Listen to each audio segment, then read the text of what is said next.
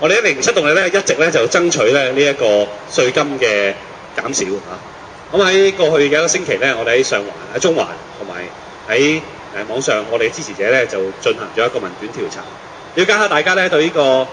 派利是肉痛啲定係交呢個薪俸稅肉痛啲。咁啊，但係交呢個薪俸稅嘅肉痛程度咧就高達8分嚇。咁即係話咧，即係交稅咧就比派利是咧肉痛多1倍以上。咁啊，當然呢個調查就只係反映咗納稅人嘅交薪俸稅嘅時候肉痛情況。但更加實際咧，就係我哋翻查翻過去咁多年政府嘅財政預算，發現咧每當有財政盈餘咧，都會去做一啲退稅嘅措施。但係呢個係唔足夠嘅。我哋好似我哋嘅其中一位顧問科大嘅雷鼎明教授所講，如果香港咧能夠打造成為無稅港，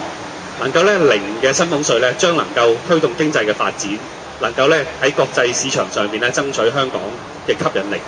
我哋希望喺今年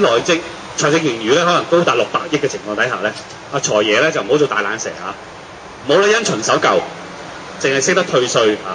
而係咧有個制度上嘅減稅嘅措施，以至咧進一步將香港打造成一個無稅嘅港口，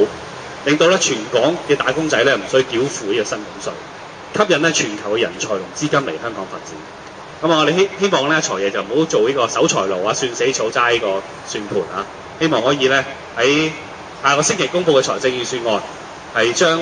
財富還富於民，退還所有嘅盈餘做呢個薪俸稅，同埋咧去打造香港成為無稅港。